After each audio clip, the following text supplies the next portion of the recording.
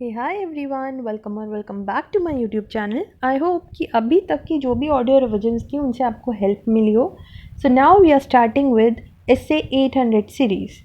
तो एसे 800 का नाम है special consideration audit of financial statements prepared as per special purpose framework. तो अभी तक हम लोग जो भी स्टैंडर्ड्स पढ़ते हुए आ रहे थे 200 से लेकर के 700 तक की सीरीज़ में, वो सारे के सारे जो भी स्टैंडर्ड्स थे ना, उसमें जो फाइनेंशियल स्टेटमेंट्स प्रिपेयर्ड हुए थे वो जनरली एप्लीकेबल थे। They were as per the general purpose framework, ठीक है, जो मतलब जनरली अप्लाई होता है।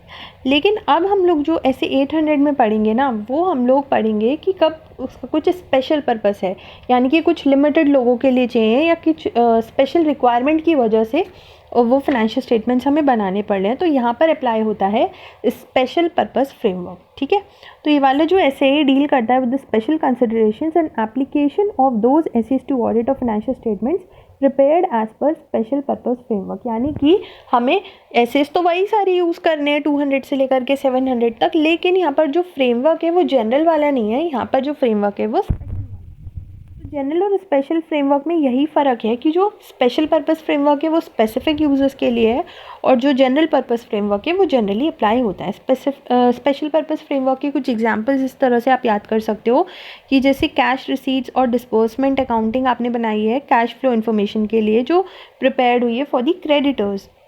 उसके अलावा जो financial reporting framework, financial reporting के कुछ प्रोविजंस हैं वो आपने मतलब रेगुलेटर ने इस्टेब्लिश करें कोई रेगुलेशन को मीट करने के लिए, या फिर आपने कुछ प्रोविजंस बनाए कॉन्ट्रैक्ट के कोई लोन अग्रीमेंट को मीट करने के लिए, उसकी रिक्वायरमेंट को मीट करने के लिए। तो ये कुछ ऐसे स्पेसिफिक सर्कमस्टांसेस होते हैं जिसमें इंटेंडेड यूजर्स के लिए हम स्पेशल पर्पस फ्रेमवर्क लगा के फाइनेंशियल स्टेटमेंट्स को प्रिपेयर करते हैं।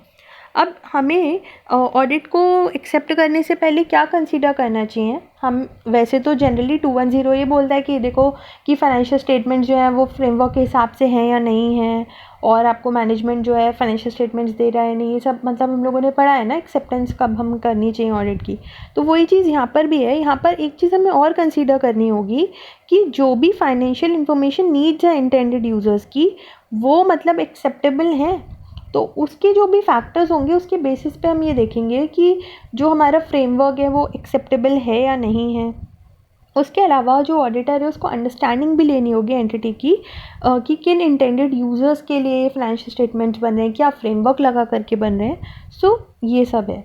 अब आता है पॉइंट, एक तो देखो आपको एग्जांपल्स याद करने हैं, अब जो पॉइंट मैं बता रही हूँ वो आपको याद करना है, यानी कि planning and performing the audit को।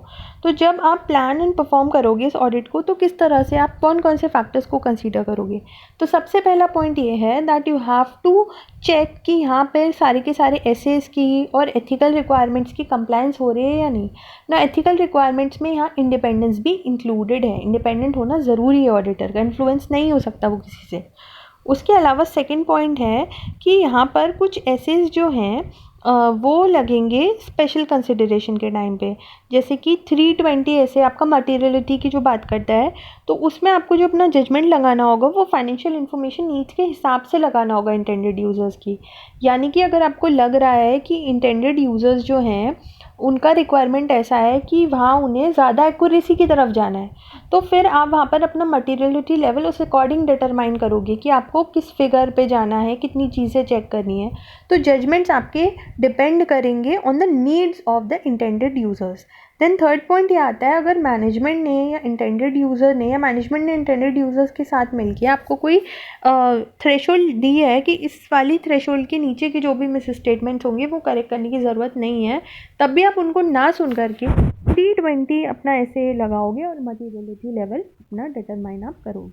ठीक है। एंड देन फोर्थ पॉइंट ये बोलता है कि जनरल पर्पस वाले जो फाइनेंशियल स्टेटमेंट्स हैं उनके लिए TCWG अलग हो सकता है, और स्पेशल पर्पस फ्रेमवर्क के लिए, स्पेशल पर्पस फाइनेंशियल स्टेटमेंट्स के लिए TCWG अलग हो सकता है। तो आपको कम्युनिकेशन रखना है TCWG से, क्योंकि यही रिस्पॉन्सिबल होते हैं for the oversight of preparation of financial statements. ठीक है, तो ये 4 पॉइंट्स आपको याद करने। सबसे पहला कंप्लायंस हो रहा है, यानी सारे एसेस का एथिकल रिक्वायरमेंट्स का। सेकेंड पॉइंट था कि आपको जो है स्पेशल कंसिडरेशंस देखनी है, जजमेंट्स लगानी है on the basis of the need. Third point इन्होंने बोला था कि अगर कोई वो लोग फिगर दे भी रहे हैं तब भी it will not relieve your responsibility. Then fourth point communication with the TCWG। ठीक है, तो ये 4 पॉइंट्स हो गए कि क्या क्या considerations in the planning and performing of audit as per special purpose framework. अब आता है लास्ट पॉइंट, दैट मीन्स आप किस तरह से अपनी ओपिनियन फॉर्म करोगे।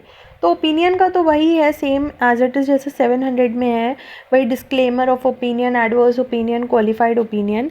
लेकिन यहाँ पर ना एक एडिशनल चीज़ है, वो ये है कि आपको मिसअंडरस्टैंडिंग को अवॉइड करना है।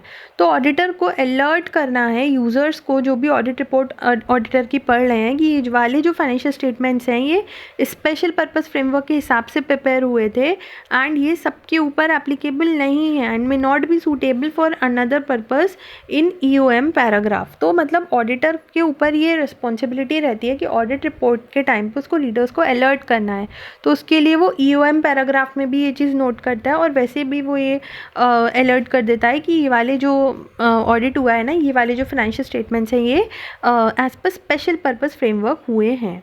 ठीक है, तो स्पेशल पर्पस फ्रेमवर्क कुछ और चीज़ों के लिए यूज़ हो सकते हैं, जैसे कि रेगुलेटर वगैरह। तो ऑडिटर को फ़िलहाल अपनी तरफ से ये चीज़ अपनी रिपोर्ट में मेंशन कर देनी है, सो दैट कल को कोई रीडर उसकी रिपोर्ट पढ़ के और वो ये ना समझ ले कि एंटिटी इस तरह से ही फंक्शन करती है, क्योंकि वो जनरली एप्लीकेबल तो है नहीं, वो किसी पर्टिकुलर सिचुएशन, किसी पर्टिकुलर रिक्वायरमेंट के लिए ही है। देन थर्ड है आपका, मतलब लास्ट पॉइंट है आपका, इसमें एक चीज़ और है कि यहाँ पर रिस्ट्रिक्शन है on the distribution of use, मतलब क्योंकि ये स्पेसिफिक यूज़र्स के लिए है तो इस वजह से ऑडिट रिपोर्ट का डिस्ट्रीब्यूशन पब्लिकली सबको नहीं होना चाहिए, रिस्ट्रिक्शन होनी चाहिए। तो एक पैराग्राफ होना चाहिए, alerting the readers may be expanded to include these other matters and the heading modified accordingly. तो आप ऐसा भी कर सकते हो कि अगर आपको इसका रिस्ट्रिक्टेड यूज़ करना है तो उसमें एक अलग से हेडिंग दे दो कि मतलब ये इन वाले ही यूज़र्स के लिए या इस वाली ही रिक्वायरमेंट के हिसाब से है। ठीक है, तो ये वाला जो ऐसे था इसमें कुछ भी बहुत ज़्यादा याद करने का नहीं था, बहुत ही सिंपल सा ऐसे था और इस ऐसे का नाम है audits of financial statements prepared as per special purpose framework. अब हम लोग नेक्स्ट ऑडियो में रिवाइज करेंगे ऐसे 805 एंड देन हम पढ़ेंगे 810 एंड आफ्टर दैट आपकी 800 सीरीज़ भी कंप्लीट हो जाएगी। जो 810 है ना वो थोड़ी सी बड़ी है, 805 भी छोटी सी है। सो चलो मिलते हैं फिर नेक्स्ट ऑडियो में। Thank you so much.